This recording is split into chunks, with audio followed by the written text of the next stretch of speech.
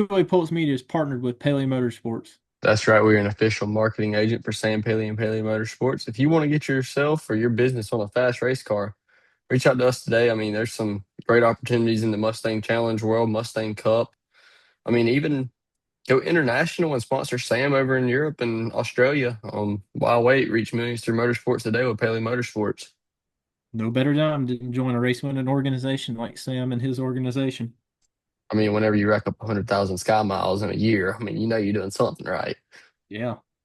But now kind of shifting back to our usual content that we like to put here on the Speedway Pulse Media podcast.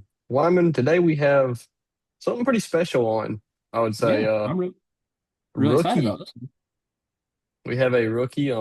Obviously it's pretty big to have a rookie on the show. We don't really get rookies that often, Wyman. But obviously once we find a rookie that I mean, obviously, if you're a driver, we're gonna take you. But once we find a rookie who has potential like this young man does, we'd definitely like to try to jump on their career early and go ahead and build that connection. But without further ado, we have Mr. Ethan Lampe on the show. Yeah. So most recent MX5 winner Yeah. at They that. had a So really great weekend at CTMP. It's a shame right, race one got taken away due to, I believe it was a ride height infraction, but race two, he put it the pedal down and stayed up front and ultimately walked away with the big trophy in check. right, and obviously, like you say, I mean, you can't really stop talent. No, The it's only hard thing to. that stops talent is the rule book, and unfortunately, the rule book got him in race one. But obviously, there was nothing to be said about a rule book in race two. I mean, he went out dominated, really and truly, once he got his way through the field. Yeah, But it started. He should have walked away with both races. Obviously, he really proved himself in race one that was his first time on the podium, but that weekend, right, this season as a whole, he had never stepped on the IMSA podium. He's obviously done it through Spec MX and is a two-time national champion in the runoffs. right, and obviously the runoffs being SCCA, one of the more common forms of club racing around here over in America.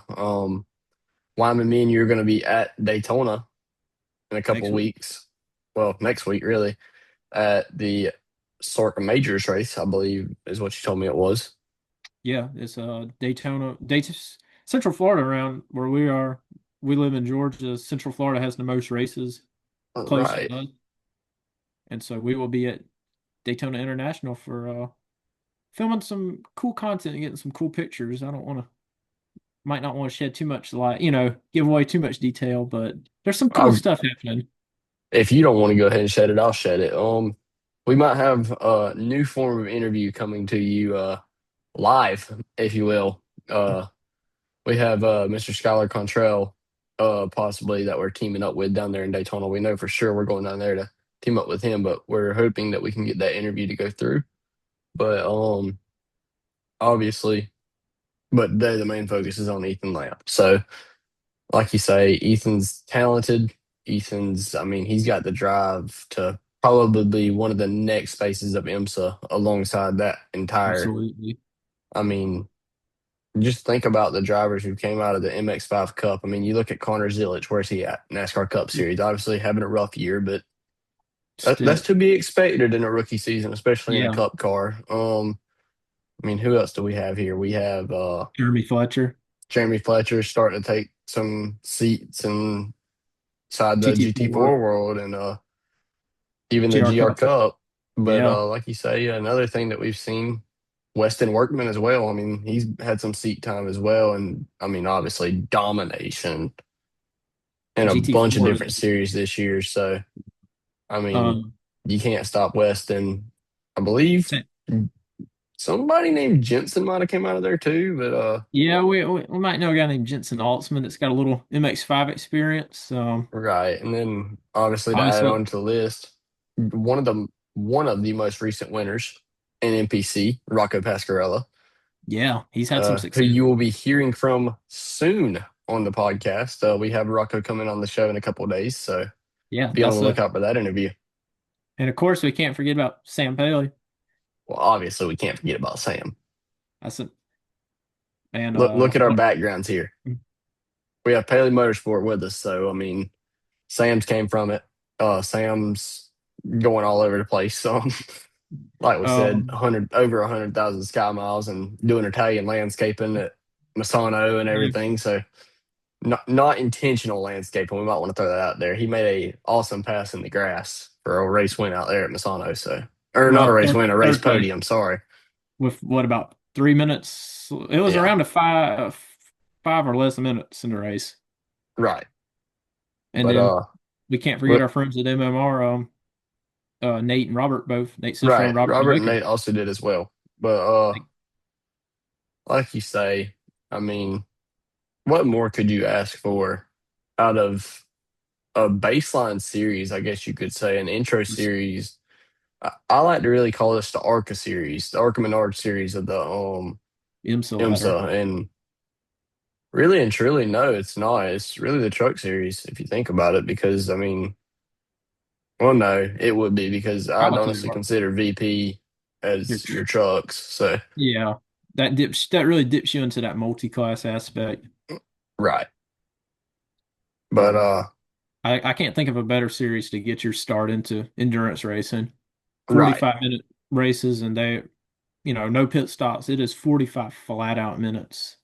right, Even the guy that finishes last in the race is still got just as good a shot at winning it as the winner. right. Because Everybody these it cars are spec. I mean, the only thing that's different is the way you set them up, exactly. and the driver. But other than that, I mean, it's the same car, same parts. So without further ado, we'd like to welcome Ethan on the show. All right, Ethan, we want to welcome you on the show. So honor and privilege to have you on the show as a rookie here for the MX5 Cup. Thank you for having me. I'm looking forward to it. Thanks for inviting me. Yes, sir. We're glad to have you on right after a big weekend for you at CTMP. It couldn't have gone any better, honestly. That was definitely one of my breakout weekends this year. So we've built some good momentum, and I'm excited to talk about it. We love to always, start from the beginning, but you want to talk to us, when did that kind of the bug bite you and you want to pursue this career in motorsport? So it started when I mean, since I was born, the first movie I ever watched was Cars when I was maybe a month old. So it got brought on to me pretty quickly. But I'd say about when I was 3, 4 years old, I got to go to local SCCA races and grow up around the racetrack. And so I've always had the itch for cars since I had consciousness. So when I was about 7 years old, I jumped in a go-kart for the first time. And I raced karts from 7 until 15. And then when I was 15, I jumped in a race car for the first time, running some local Spec Miata events out here on the West Coast. And then from there, I got into Spec MX5 and we had a lot of success there. And now we're in our rookie year of MX5 Cup. Right. And obviously, like you say, I started out in the dirt side of things. I was in dirt karting. But Wyman, you were more of the asphalt road course route of karting, weren't you? Yeah. Yeah, that was my kind of forte. Luckily, Roebling Road Raceway was about 45 minutes from my house, so I was able to. That was where I got my start and made tons of laps there and did Daytona, Kart Week, and all over the East Coast right here. So I knew the karting scene around here pretty well, and never really had the funding to make that jump from karts to cars, which that's what I wanted. But it's still cool, to kind of share that same experience with because that's something we understand both really well. Yeah, it's funding is the hardest part of this whole thing, right? Uh, Finding funding to race in motorsports is the hardest part of all of it. And it was definitely a struggle for me growing up too. I was very fortunate to have support uh, pretty quickly after about, say, 4 or 5 years into karting. I really started to get some help. And from there, the help has grown. And now we're here. I mean, I would have never gotten out of go-karts if I didn't have support along the way. So uh, just met the right people at the right time and grew my connections and found opportunities. And now we're here. It's amazing, what these teams and or well drivers, the budgets now for the karting. I mean, you look at some of your national people like Scusa, you could probably fund a partial season in cars for what they're paying, and somebody like maybe look at what the budget is for like just one weekend like Super Nats in Vegas. Yeah, it's It's a lot. Karting's honestly, the funding in karting has gotten pretty out of hand. There's people spending car season budgets on just their engine programs for go-karting now. It's pretty wild. Oh wow, I did Um, not realize this got that far Yeah. out of hand. Yeah, yeah. it's gotten really, that's ultimately what kind of got me out of it, Tennessee State. That step back when you're spending, I know some people are spending, I've heard some numbers in like the 40,000 range for, you know, just a few races, that's just like unbelievable to me. There's people out there all over the world, but there's people in America spending six figures on their engine programs Wow. for Oh, go-karts. It's It, that's crazy. ridiculous. yeah. Yeah, I but But could, it's what it takes to get the best stuff in karting nowadays, so yeah. people are oh yeah. doing it. I mean, it's understandable. I mean, stuff's only gonna get better and better, but I mean, obviously that comes with a price, but you wouldn't think the price would be so high as it is now. But kind of let's talk about that transition for you from the carts to cars. So, it was a fairly straightforward transition. I thought it would be a much bigger jump for me going from karts to cars. Like I thought I would really struggle, but we were pretty fast out of the gate getting into Spec Miata for the first time. We were able to podium in our first weekend off the bat, so we picked it up pretty quickly. And honestly, I think a lot of it came from growing up sim racing, like kind of get a feel and an understand for how a car works because it's so different from a go-kart. Um, the basics of driving still transition over, right, from a go-kart to a car, but adding the suspension element and real weight transfer because instead of driving a 300-pound go-kart, you're driving a 2,500-pound race car, and it's a lot more patience and waiting for weight transfer, and everything slows down a lot. So it's a transition, but it wasn't as hard as I thought it would be. Um, it's still very difficult, obviously, but it's if you have a feel for if you have a good feel for the vehicle and anything you drive, you'll pick it up rather quickly.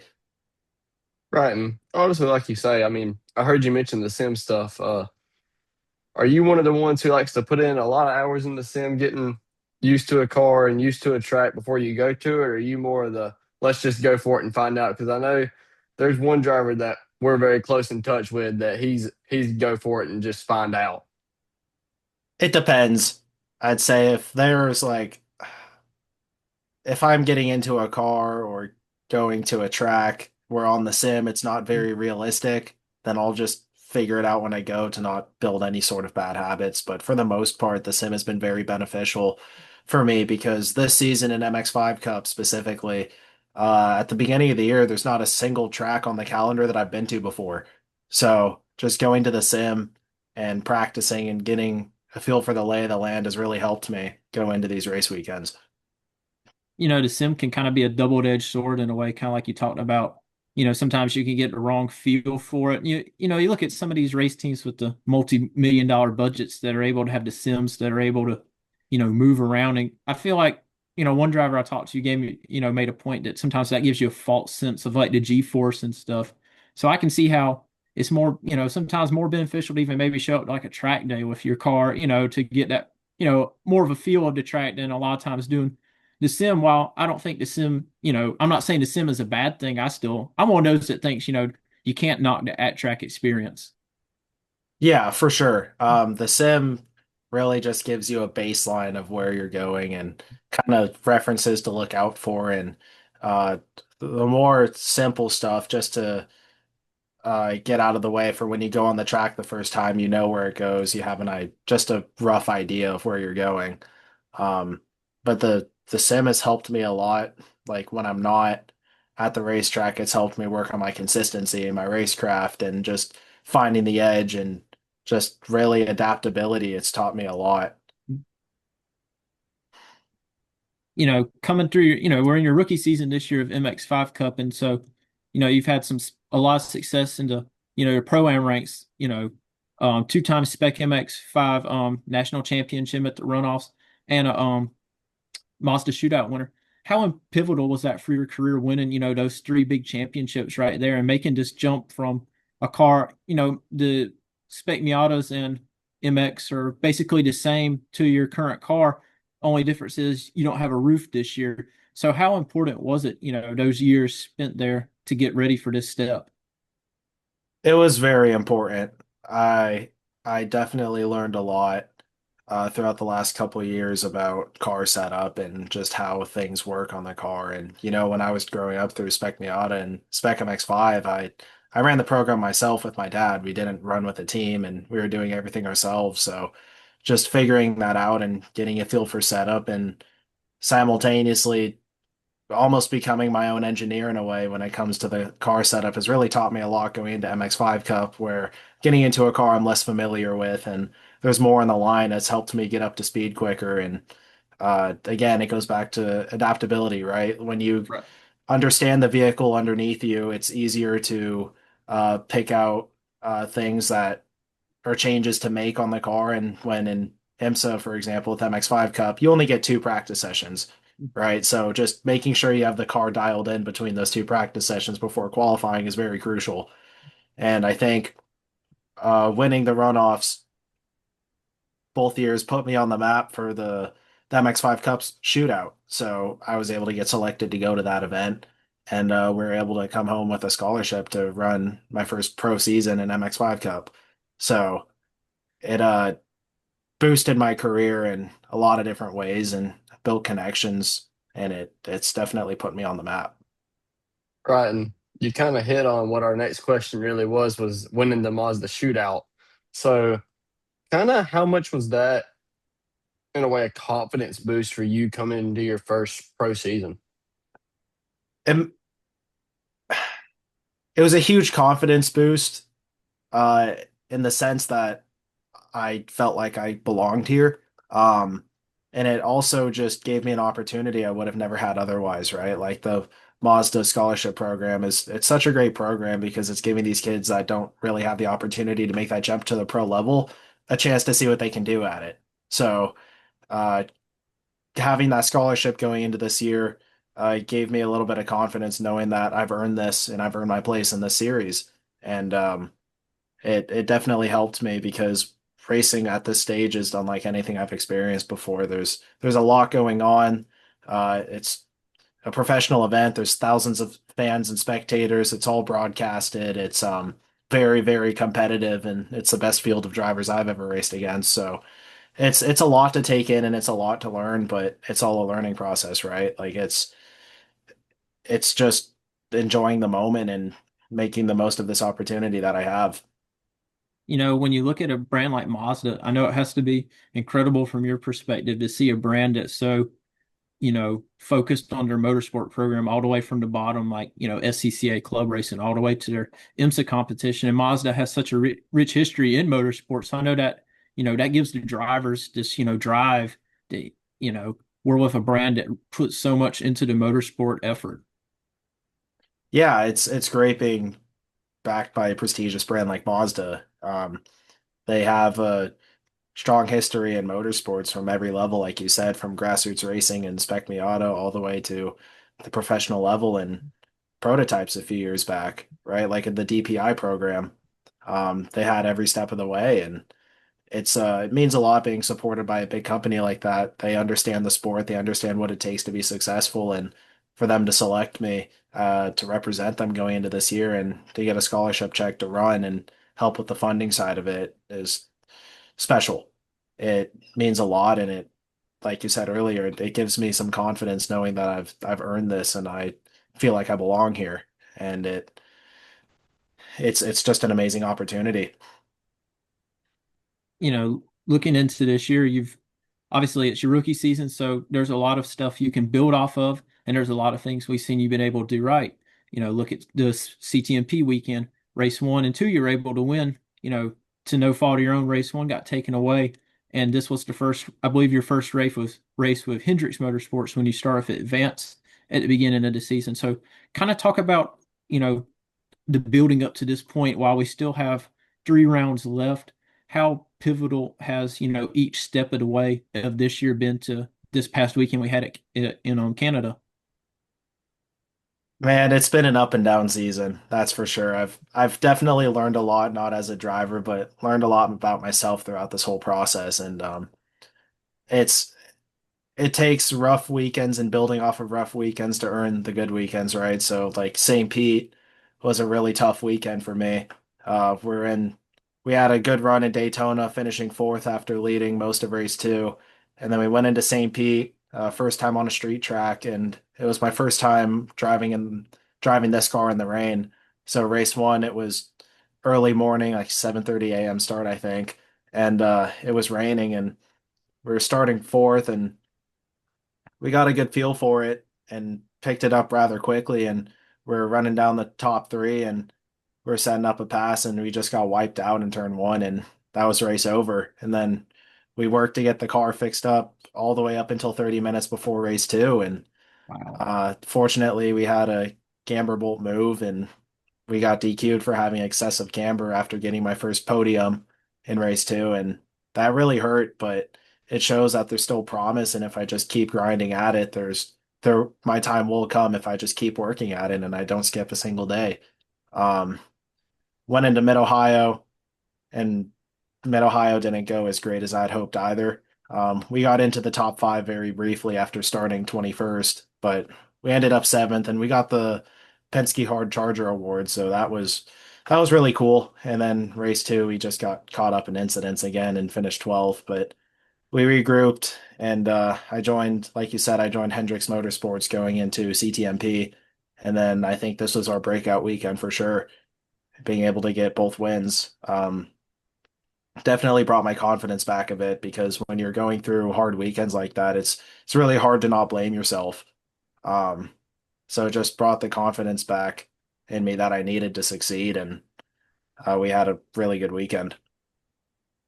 Right. And obviously, like you say, I mean, coming in with a new team, obviously they have expectations. You have expectations for yourself. And obviously, I believe, just from my personal standpoint, y'all definitely blew those expectations out of the water. I mean, you coming in first race with a new team and just go out there and just win the thing.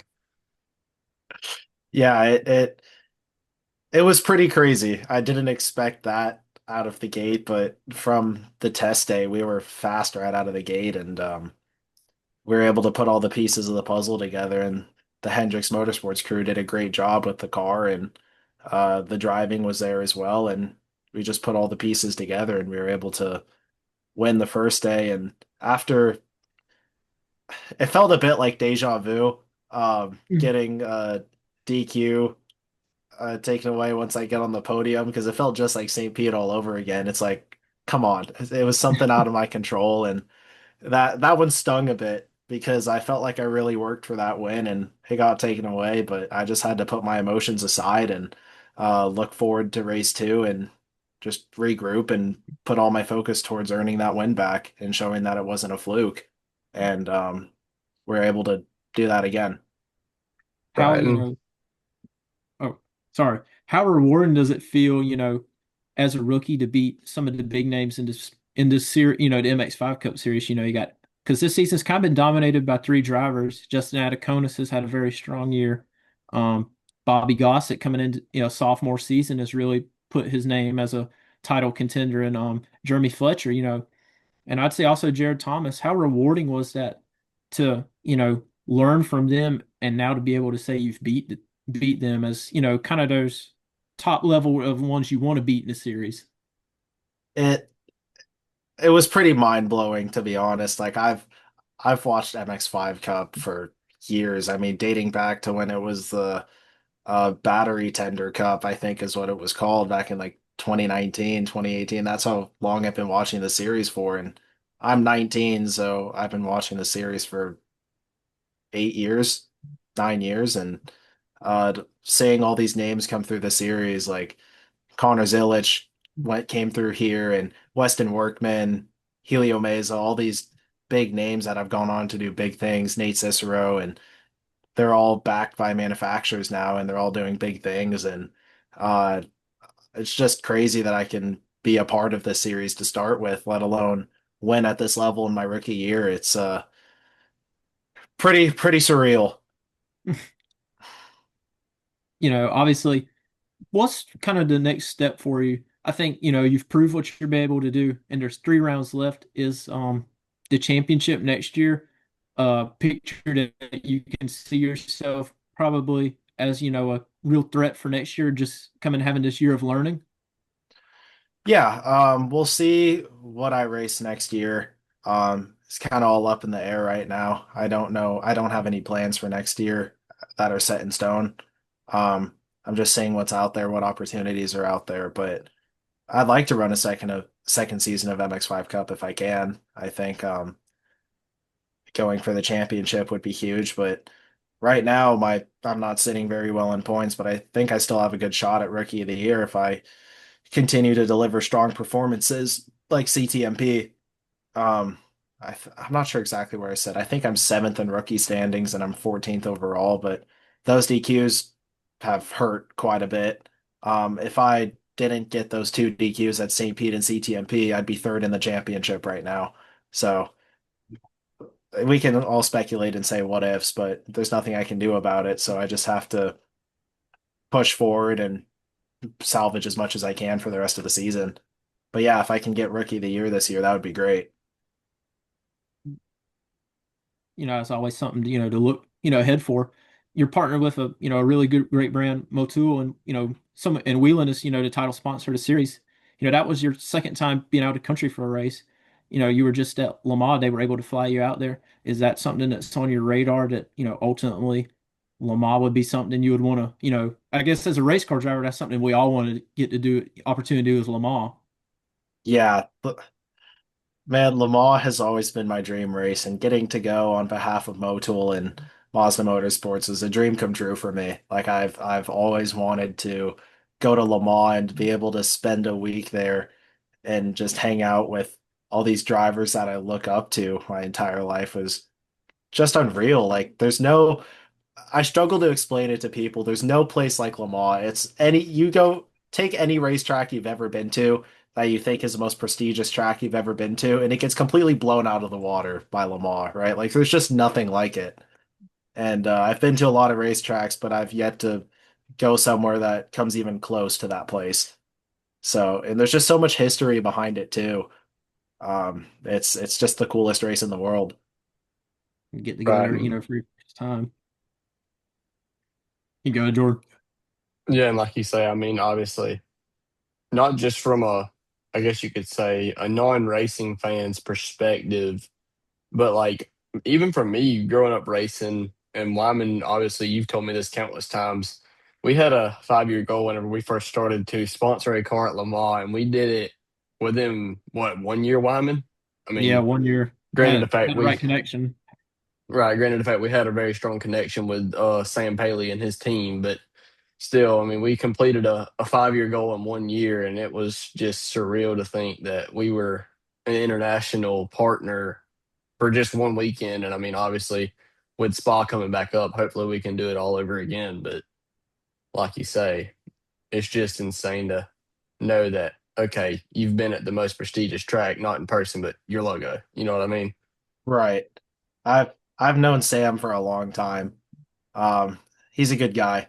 I like He's Sam. a If you're watching this, what's up, man? But yeah, it's crazy. Like there's just nothing like Le Mans, and like it is such a crazy high-end facility as well. Like it's just walking through the paddock is you get lost. Like there's so much to do, and it's just unreal how huge the place is as well. Like it's such a big track and there's so much to do there for a fan. Like it's more than just a race. Like it was Thursday night before qualifying on Friday and there was a giant concert in the infield and everyone was up until sunrise partying and blasting loud music, and I got to camp at the track. So I was sleeping in my tent. I fell asleep to rave music and woke up to rave music like 5 hours, 6 hours later. So it's just it's crazy. It's more than just a race. It's an experience. and I know that gives you something, getting to be there just, as a spectator, but as someone that races here in America, I know that has to give you a lot of, desire to want to continue, a strong career and hope that, you can get linked up with the right people and right organization to get to, contend for a win or even just, start a Le Mans 24 hour.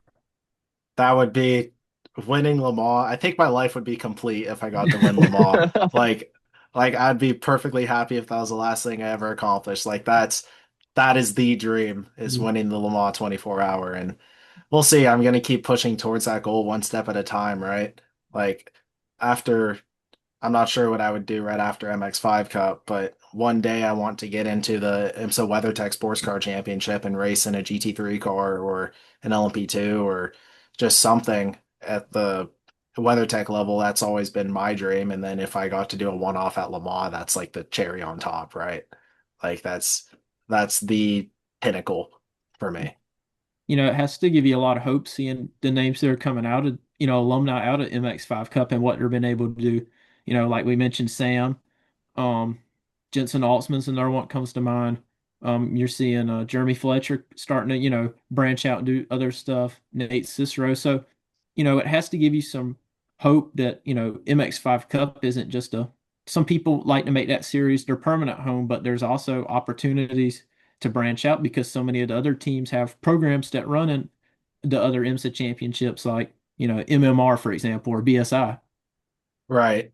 And I think it's the perfect stepping stone for anyone's career. Like the MX5 Cup is the perfect proving grounds for professional racing, I think, because there's just so much talent that goes through that series. And the series talent, it's so dense as well. Like anyone in the top 15 can win a race on any given weekend, right?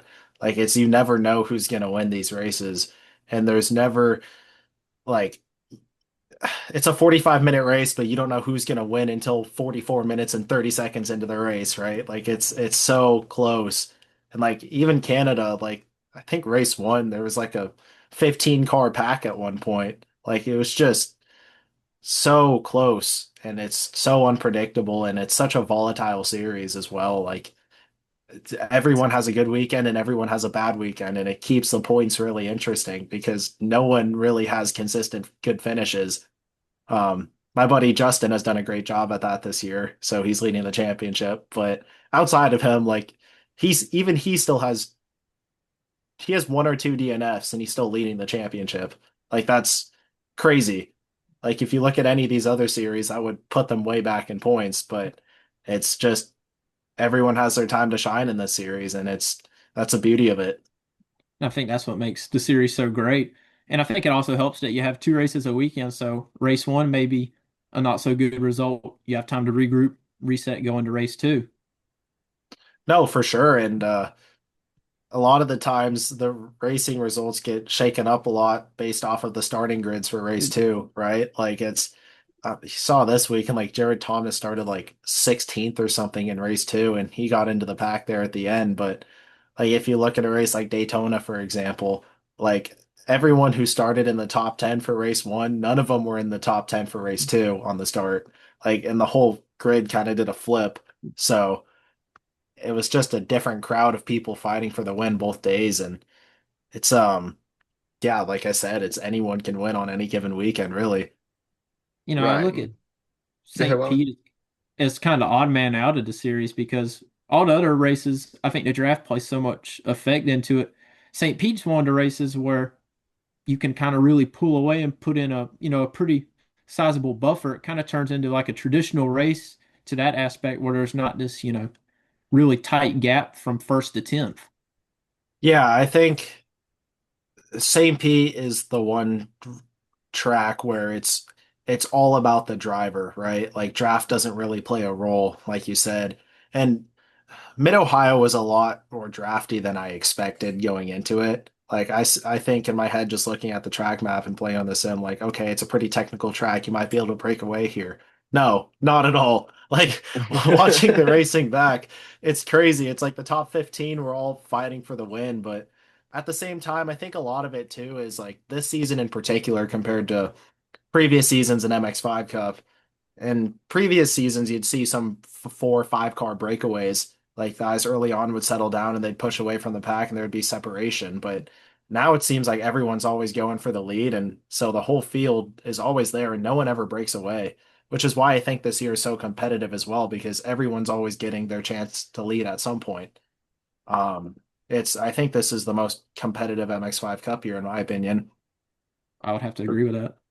Right, 100%. I mean, I would definitely say it's easily one of the most competitive years because, I mean, you look at Daytona and an idea kind of crossed my mind. Maybe we should just do a full season at Daytona and see what kind of wacky winners we could really produce throughout the year. But obviously, your teammate Noah Harmon, he's obviously he probably loved that idea winning Daytona this year. But like you say, he had really I mean, obviously, he'd had some performances and some finishes where you could kind of see, okay, he's got the talent. But Daytona, I mean, he just blew it out the water and showed, yes, I'm meant to be here. Kind of like you were saying earlier with the scholarship, you got that moment of, I'm supposed to be here. This is where I need to be at in my career. And obviously, now you've went out there and proved that moment and won the pro race as well. And just sitting there like, okay, so what's next? Like, are we trying to ride this all the way to GT4? Like, what are we trying to do here? Are we just sitting back? Yeah, like Noah's a great kid. He's one of my close friends as well. I don't have an I could never run out of good things to say about Noah, so I'm super happy to see him win at Daytona. Um, and it's great for the team as well. Like Hendricks now has 2 wins, kind of three on the year. No, 3 wins. I count that as a win. Um, yeah, it's been very good for the program and show what they're capable of as well, right? Like it's this season has kind of been a breakout for Hendricks as well. Um, they ran last year too, but they didn't have as great of a season, and now it's really showing like what they're capable of. Consistent cars at the front, and Earl Bamber getting fourth at St. Pete in race two, and he never races these cars. Like it shows what they're capable of, and putting the right minds together with the right drivers, and they're capable of winning. So it's been a pleasure being a part of their program. Um, As we, oh, good. that's all I have to say. Uh, as we, look towards the end of the season, we got 3 rounds left, and I think technically a fourth with Martinsville. Are they still doing that one this year? I'm not sure. I haven't heard anything about Martinsville this year yet. I hope so because that's kind of such a fun, kind of odd man out race, though. But as we look, we got VIR in August, then we go to Indy for the first time, and it's been a little while since this series has been to Indy and Road Atlanta. Obviously, VIR and Road Atlanta are tracks you're familiar with through the Spec MX program. Do you really circle those 2 tracks looking forward that we've got over the hurdle that we can win and make podium? That there's still 2 tracks left that we can think that we can continue that momentum. So it's funny you say that because when I ran Spec MX5, I never went to any of the tracks that were on the MX5 Cup Okay. calendar. So this was my first time at VIO or every track this year in the MX5 Cup calendar I've never been to before. So Okay. this will be my first time going to VIR. I mean, I've been there before, I've just never driven it. Yeah. So I'm excited to drive VIR for the first time and have a million laps on the simulator, and I really enjoy driving it. So I'm looking forward to VIR. I think that'll be a strong track for us. And the series back in April had an Indy official test for 2 days, and Indy is a really cool track. I feel good about that place as well. So looking forward to that. And then I actually got to drive Road Atlanta for the first time this year. I got to do a session in a Spec MX5 car when I was coaching and got to do a few laps, and that's probably one of my favorite tracks ever. Um, Road Atlanta is just such a cool place. So they're all tracks I feel really good about going into the remainder of the season. Right. And Yeah. obviously, like you say, looking forward to the end of the year because I know Wyman will be at Road Atlanta. Unfortunately, I had something come up with work and I won't be able to be there, but Wyman will definitely be catching up with you at Road Atlanta whenever he's up there. But for sure, though, I mean, like you say, the Indy race is going to be interesting. I have no doubt about that. I'm ready to see it myself. I mean, you said you love the track. VIR, I mean, it's always classic. It's VIR. I mean, who doesn't want to run a race at VIR in anything, much less a spec MX, well, not spec MX, but MX5 Cup car. So obviously, like you say, getting prepared for that has got to be mind-boggling for you. It'll it'll be pretty crazy. VIR is a really cool track, and the racing always looks wild there. Um, So I'm looking forward to that. And Indy will be really interesting because the straightaway is just so long there. It's a lot longer than you think it is. Um, it'll be pack racing, that's for sure. It'll That'll be make heavy pack racing. I expect a close finish probably for Indy at least. Oh, it'll be, I think Indy will probably be not quite like a Daytona finish, but there will be five cars in the pack right there for the win. Um, it'll be really close. And then Road Atlanta is always a classic. It's the final race at the end of the year, and everyone's fighting for the championship, putting everything on the line. So it's always a crazy race at Road Atlanta. Um, yeah, they're all tracks I feel really good about, and it's interesting because honestly, CTMP was a one track I wasn't really looking forward to this year. Um, I've never been a fan of it on the sim, so I just didn't know how I would do there, and I changed my opinion on it after last weekend. But it's a lot of fun, and I can't wait to see what I can do at a track that I'm excited to drive and see what I can do at and think I'll do well there. VIR will be really cool. Now, looking forward now, these tracks like CTMP is one that you're going to kind of look forward to going to now that, you've got over that hurdle and now it's got some good history for you as a winner. Yeah, it's I did not expect CTMP to be the track I'd get my first win at. I honestly thought it'd be a technical track like St. Pete or a Mid Ohio or something, and I was wrong about that. But St. Pete, I still think I had a good shot at.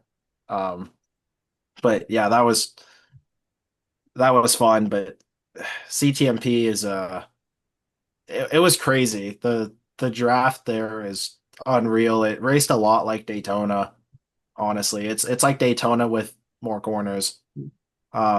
It's a higher commitment Daytona, basically, is how it describes ETMP. And then Indy, Indy is like a technical Daytona, like a super long straightaway, but it has hard corners. It's So interesting that it'll be interesting, cool. interesting to kind of put that in perspective there, like CTMP, especially that first sector is so much up and downhill right there. And then um VIR is kind of the same way, you got some of that undulation but Indy's a fairly flat track, so that's gonna be pretty neat to kind of see how that plays into effect of the cars and the racing. Yeah, Indy is a super smooth track. I've never driven such a smooth track.